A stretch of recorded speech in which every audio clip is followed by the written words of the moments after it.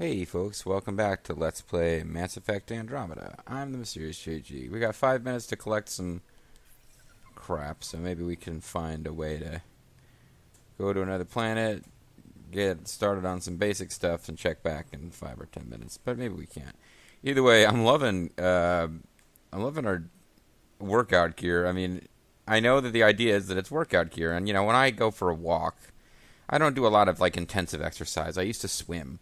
I really should get back into doing that, but I just keep finding excuses not to. So I'll just walk around the neighborhood at a fairly relaxed pace and walk for 45 minutes to an hour to get a little bit of steps in, and just try to eat right, except for weekends when I really don't. So headphones, I'm familiar with that as workout gear and all, but there's just something. He's already kind of a douchey-looking dude, and these big Beats by Dre headphones and the Blasto shirt, and walking around the ship like this, talking to his people who are all in uniform. I'm loving it. He comes across as such a piece of shit. Well, most of what we do in this game will be in our space armor outfit. I would imagine that it will be fun to eventually go up and talk to Director Tam and what's her face, the snappy lady, snappish lady who's in charge of colonization efforts. Go talk to them in our Blasto workout gear will be fun at some point too. This is the planet Havarl. We've got Rokar manifestos and unearthed, which are tasks that we could do. But since I'm finally at the beginning of a recording session where I can kind of go for a while if I need to. Well, not too long. I got a break for dinner. But no, we're in a better time than we've been in for a while to actually just dive into something deep. But I am going to go talk to this guy on and find out what his mission is before we just jump right into the Vault on Aya. But I think the Vault on Aya is what I'm going to need to eventually make some time to do if I want to unlock these other planets, which will unlock the last of the perks.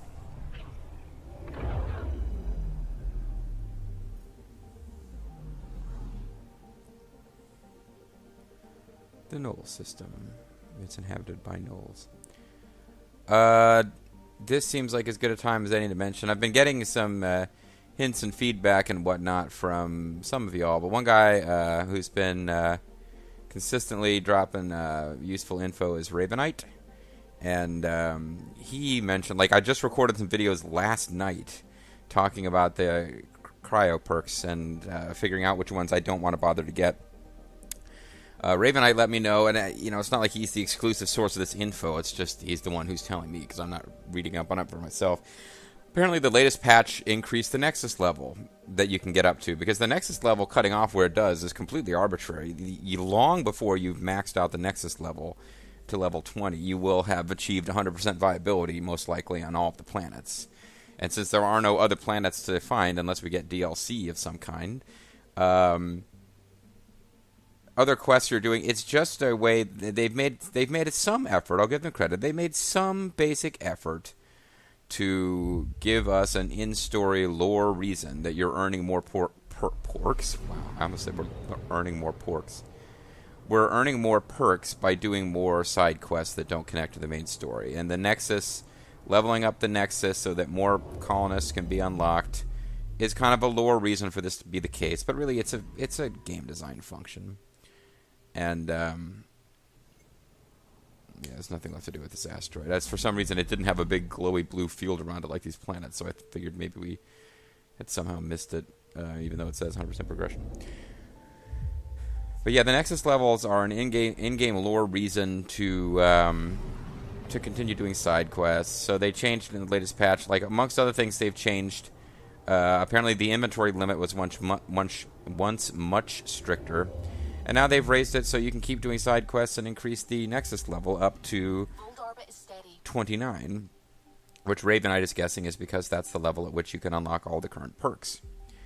And I mentioned Ravenite. I was teasing Ravenite earlier, I guess, based on something he said in the comments. I mean, I'm so far ahead in recording of what's live, I don't always remember what I was talking about in the videos as the comments on them come in. But he does have a Let's Play channel, and he is Let's Playing this game. So he did not mention it. He mentioned it in the perks in the comments, and I was teasing him. I was like, "Oh, you just happened to mention you have one." just casually mentioning it. But he mentioned it, I guess, because I had asked aloud if he was playing the game or if he was just like a super fan who was not playing the game and watching me or something like that, I guess. So he explained he was playing it on his channel. So I have not watched any of Raven Knight's videos. There's really, honestly, and I don't want to sound like I'm a big shot YouTuber because I'm clearly not. If you look at my subscription and video counts, I'm a hobbyist in a fairly low tier of hobbyists who've been doing it long enough that they've got some attention. So I don't want to sound like I'm a big shot. But I'm not watching Raven Knight's videos and cannot recommend them one way or another. But he's a viewer of my channel, and he's playing the game, and he knows a lot about it. So he's somebody you might want to check out if you've somehow 2 videos a day for me is not enough and you're watching this series. You can always check him out. With a similar token, All Dragon is playing through the original Mass Effect. It's a blind, in quotation marks, Let's Play, and that he's never played it. He watched my LP of it, but my LP of it is several years old now. I think he's seen other people play it. He's never played it for himself. So he kind of knows what's coming in the story, but not in great detail. So he's playing through, and he's very much a completionist in his approach, if you like that. But yeah, Raven Knight handed down the super cool sage advice, answering my specific questions several weeks after I asked them, but that's not his fault. That's the nature of my recording schedule. So, there's probably an update to the description of the planet based on us activating the vault, but I'm not worried about that. Let's, I'm curious where this Drac Liam thing is going. So we'll pair them up for a while. But in fact, eventually we want to get around to trying out different combos of people. Because what happens is I drive around with one set of guys long enough that they have a conversation that sparks my interest, and then I keep using them again. So who knows what kind of awesome conversations would be happening if Vetra was paired up with, I don't know, Liam. Or if Drac was paired up with PB. We have no idea. We'd never had that combo before. Vetra and Drac seem to chit-chat a lot on the ship. And there's clearly this animosity between PB and Cora. And playing as male writer and flirting with them both is not helping that any. I appreciate the fact that the two of them have reasons for disliking each other other than romantic rivalry over the main character, because it kind of makes them... I mean, I don't know that they've passed the Bechdel test exactly. It's hard for any character to pass the Bechdel test in this game because our point of view character for everything is a male. But you get the impression they could talk about something other than boys to each other for an entire scene. The sound effects are lagging behind the rest of the game. It's a bit weird. So if we go to the map, well, we could start doing the Missing Science Crew mission. Because that's what's going to get us a big boss fight with one of those... giant remnant monsters, and we do eventually want to do that, but I guess I came here with a specific quest in mind. I should really get on it, because our priority op to advance the story, which I really want to get to in the not too distant future, next Sunday AD, is the vault. So let's meet with Rorsch, and he's probably going to be at the Angaran camp. Yeah.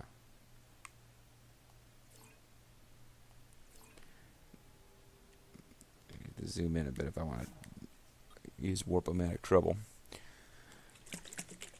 Shaking up my huge bottle of water flavored with Hawaiian Punch here, if you heard that.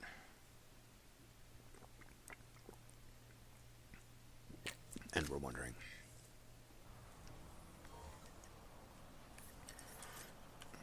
I drink the green, like the bright green flavor. It's called lemon lime something. I have to order it from Amazon. I can't find it in the stores locally.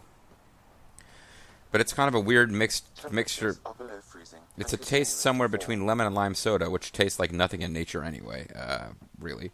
And I'm reading a normal temperature. There's actually elements of margarita in the flavor of it, now that I think about it. I always liked the Baja Blast Mountain Dew that you can only get at Taco Bell, but there's no diet version.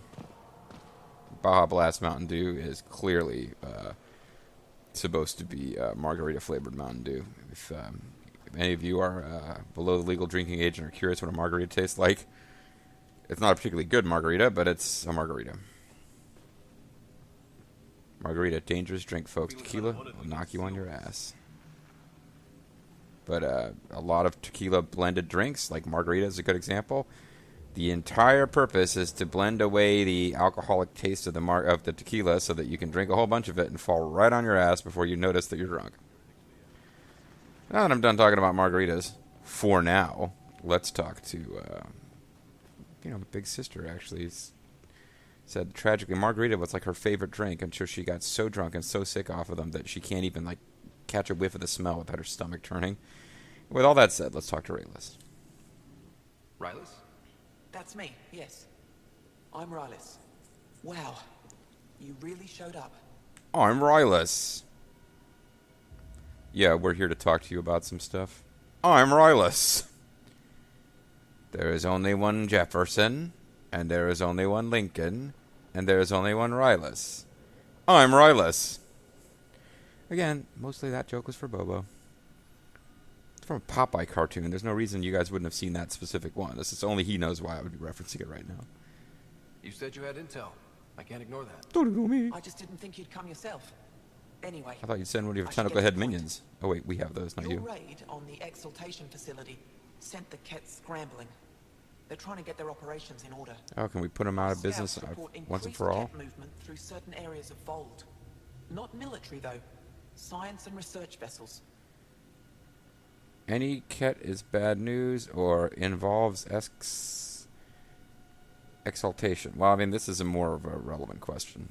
So something that could involve exaltation, or the creation of a new exaltation. Yeah, we do want to put a stop to that. That's what I thought. Either way, Kett organizing means trouble. Hey, Kett have the right to assemble, to break into their bases. But someone has to stop them.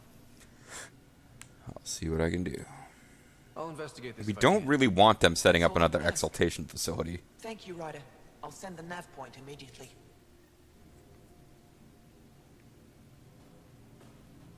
So it seems like this is a pretty big plot mission. Yeah, this seems like a bigger... Because it's one of those allies and relationship things. It seems bigger than just a typical, hey, go save the space whales. Because as big a mission as that sounds like it could be potentially, kind of in effect isn't that big of a mission. So the Kett base is pretty far away, actually. Not very conveniently placed for our purposes. But it's not too far away from something else we have to do. Oh, we got multiple tasks for the Earn Your Badge thing are right around here. Maybe we should knock them out while we're here. Battling the Remnant, battling whatever. And I think for once it's a good thing that we're doing missions for the Angarans without Jaal around, because in this case we're doing a mission. We've got little new upgrades. That's right. I bought some upgrades in the Nexus. Supplemental life support and agility mode, and I came real close to actually just building all of the updates just to have them done. Point of interest. Brought to light. Battle ancient ferocious creatures. But yeah, I feel like we should be not using our Angaran squad mate when our mission is to do stuff to impress the Angarans with our fighting ability. So let's switch quests immediately. You didn't bring any music? Well, I got my Beats headphones. I got tunes. Figured you guys would take care of yourselves.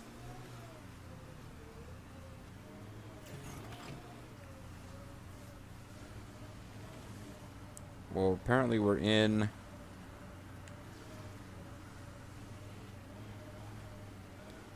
a hotspot for... So, Drac. Answer Hello, my no. name is Drac. You haven't heard the question. 50-50 shot of saving us both some time. Ooh. I wonder, are they eventually going to kiss and make up, or is this just a thing where Drac is always going to hate Liam?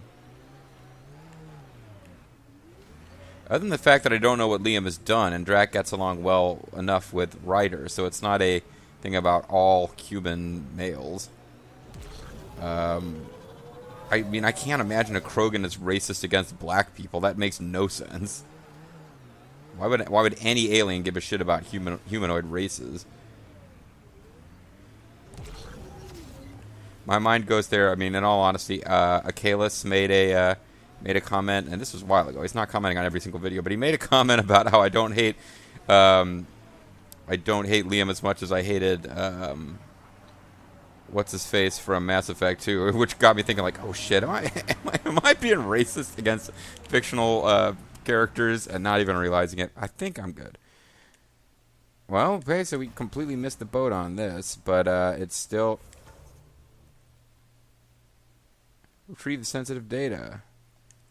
Well, it sure looks like this is located in this thing that's directly ahead of us. That seems to be where this quest is pointing us, so that makes it easy to find.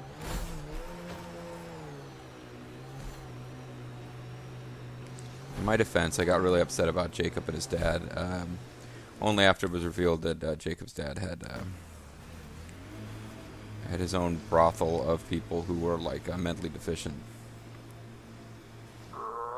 Straighten out, you piece of junk. His spine. You know, I could. Something about a prosthetic leg that got cut off. It seemed like that could have been going That's the somewhere. parts at the Kett Command Center.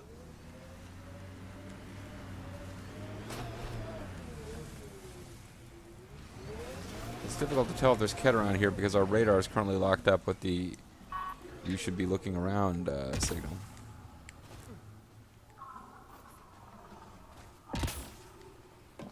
Apparently that is not a heater.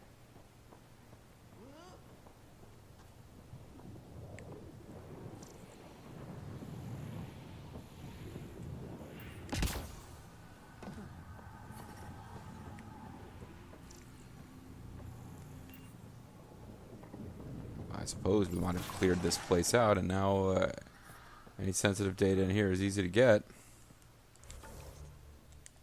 Or I'm looking at this the entirely wrong way.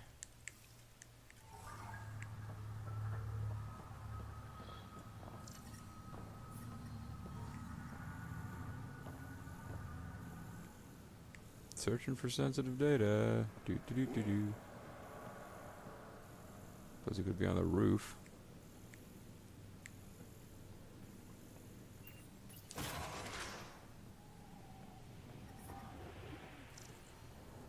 Apparently we're getting real close. Oh. Hey, it looks like they've set up a antenna so they can listen to our news broadcasts. Ah, you found your first beacon. Ready for a taste of Hescal training? Give me your best shot. Oh. I have a test of subtlety. Get into a Kett base and download a full copy of its files.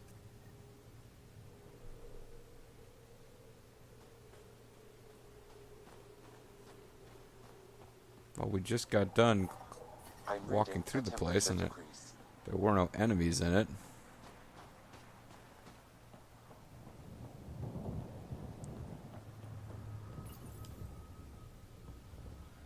Hostile shuttle incoming. Oh, gotcha. So it is going to be a survive against enemies thing. Figured it would be. When they said subtly, it was possible they were going to try to do a sneaking mechanic of some kind. But of course, that's not really what's happening.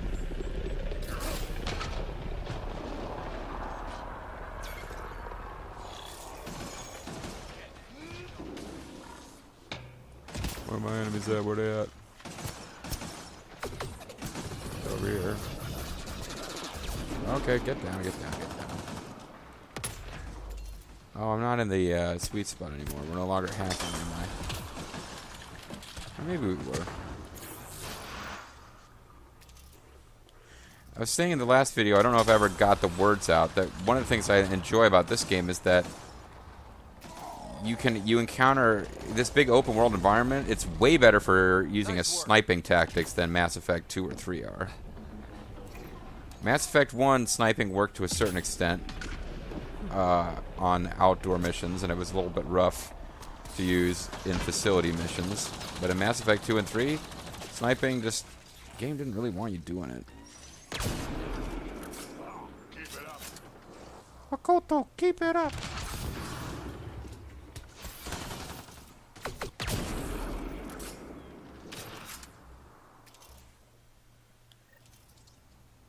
Well, that's one. So we're going to have a new shuttle for every... Stay alert. There'll be more. You'd think that if they're going to send 5 shuttles, they send them all in at once to try to overwhelm us rather than sending them in nice manageable chunks. They're attacking us Black Ninja style is what they're doing. More incoming. Where's the shuttle coming from?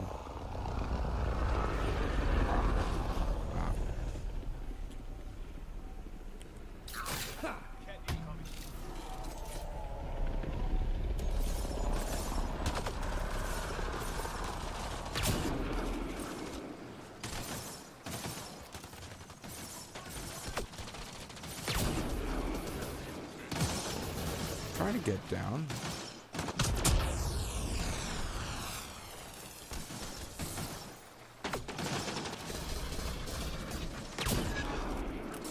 That shield boost thing is pretty handy. That was fun. Yeah, we got close enough to where they dropped from that we killed them pretty fast that time.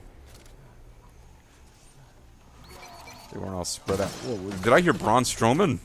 Whoa!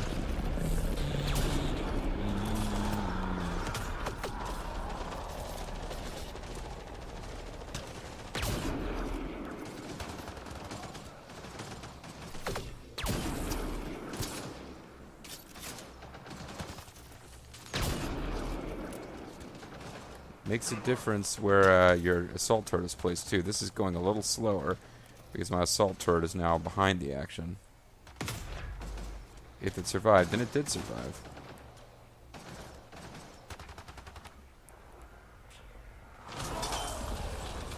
I want to finish hacksaw-ing. So many exciting... Forget distractions. Just push through. No, distractions are fine as long as we take everybody out. It's not a distraction if we... Oh, never mind. They are attacking even before we started our next hack. That is a distraction.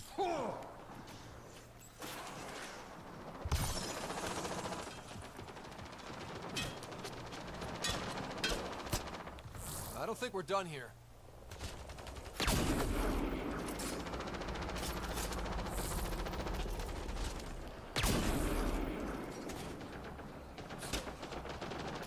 Remnant BI might be in for some trouble down there.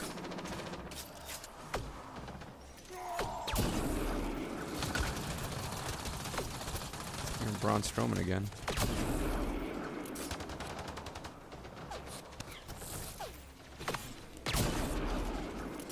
Damn.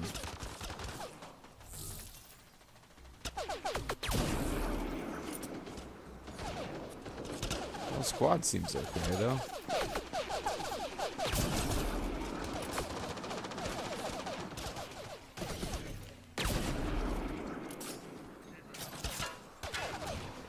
Free refills are useful. Come on, reload quick before he recovers it all. There we go. Getting ready to be anointed is pretty big progress.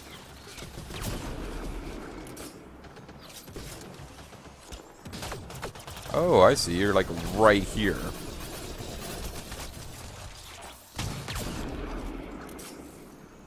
It did feel like I was taking a lot of damage there. We were thoroughly flanked. Come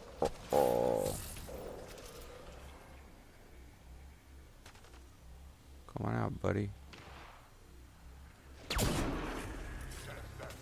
Reach level 32. Skill points plus 6. That's a lot. Were we getting 6? I thought we were only getting 4 each. Maybe that was my squad mates, and I'm getting confused. Battle Remnant, Battle Ferocious Alien Creatures. Well, first, we're going to battle anybody else. I want Ultimate Cloak, Escape Artist Styles. Now, if I get in trouble again, I just hide out and regenerate. Auxiliary systems. I suppose I can just level up one more time and because I do want impact dilation for some stuff. Priming. Hold on.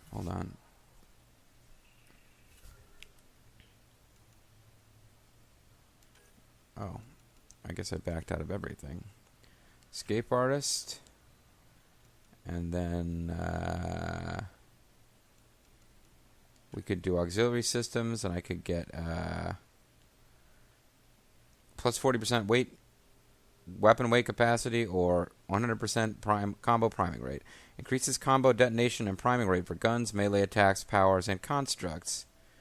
So I think that would make I mean, we could do more weapon weight capacity, but it's probably more useful to do priming rate, because that means basically that my assault turret with its cryo ambo is going to make things freeze and primed for combo detonation faster. I believe that's how it works. Let's look at our assault turret real quick. Yeah, this primes targets for detonation. So if we do this fast, we do priming, because for right now, like, eventually boosting our weapon weight capacity would be fun if we wanted to start carrying around pistols and assault rifles. But right now I've got a weapon that's totally suited for distance and a weapon that's totally suited for up close, so I'm pretty good with just those two. But this would aid my cryo turret. Then I can get, and I know eventually I want to switch over to combat and just start dumping stuff in combat to increase my infiltrator rating, but for now, next time we level we can get impact dilation, and then, because we'll get, no, we won't actually have enough. We'll get, unless we get 6 points again. So potentially 2 more levels, if we're getting 6 each time now, would give us enough for to max this whole thing out. Although this one, shield feedback, begins shield regeneration immediately, eliminates any delay when a tech power is activated. This basically means that we get quick shield regen if we activate tech powers, which I don't really do that often. Other than, I suppose, no, it would be a good, actually, now that I think about it, it would be a really good combination with the cloaking. If I'm cloaking because I get in trouble, rather than because I'm trying to set up an extra damage shot, that would be a good combination. Because I could, using that tech power, it no longer prevents your shields from regenerating, and now I would have instant shield regeneration as soon as I use it. So that's a good combination. Omnivent improves all recharge rates for currently recharging powers by 50% when a tech power is activated. That's not bad either, except that the tech powers I'm using are not that power dependent. I throw down my turret, I throw down my VI, and hopefully they live long enough that I don't need to constantly be throwing out new ones.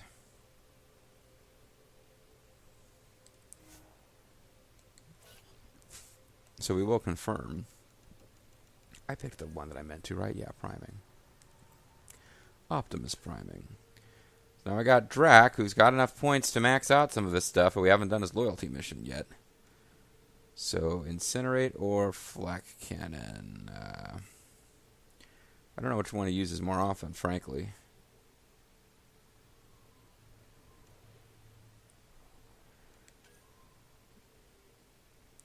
None of these really seem to, like, they don't level each other. There's nothing where the more points you put into the combat type skills, which are red, the more grizzled veteran level 1 increases his health, so might as well pick whichever one I think he's using most. I think I'll still go with Flak Cannon, though. Damage and force or radius?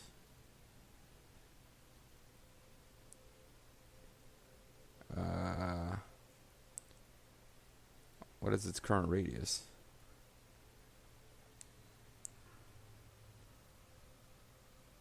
Launches projectiles that split on impact and then airburst into shrapnel to carve an aftermath of destruction.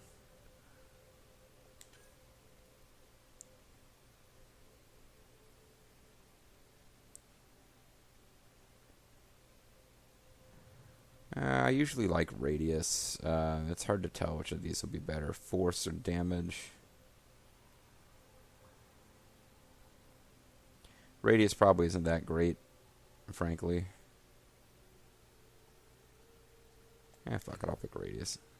It probably wasn't the smart choice, but I don't know if it affects when the AI shoots it.